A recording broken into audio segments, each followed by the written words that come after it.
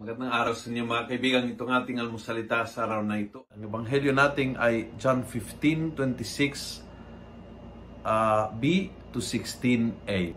Sabi ni Jesus, "When the advocate comes, whom I will send you from the Father, the Spirit of truth, who proceeds from the Father, he will testify to me, and you also testify, because you have been with me from the beginning." Dahil mahaba ang pinagsama natin sa Panginoon, tayo ay maaaring maging saksi.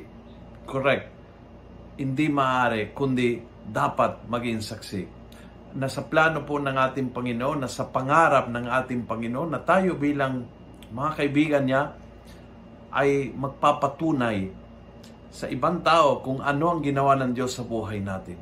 Ikukwento natin sa iba ang mga kahangahangang ginawa ng Diyos. Ikukwento natin, isishare po natin ang gawa ng Diyos, ang kabutihan ng Diyos, ang habag ng Diyos.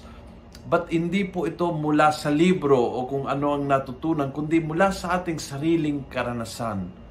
Yun ang point, no? Matagal na tayo nakakasama sa Panginoon, at dahil doon, ang isi-share po ay hindi yun natutunan sa libro o yun narinig sa isang talk o narinig sa isang recollection, kundi yun naranasan ko sa aking buhay. Be a witness.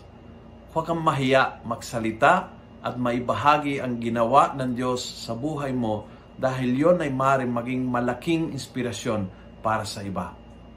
Kung nagustuhan mo ang video ito, please pass it on. Punuin natin ng good news ang social media. Gawin natin viral araw-araw ang salita ng Diyos. God bless.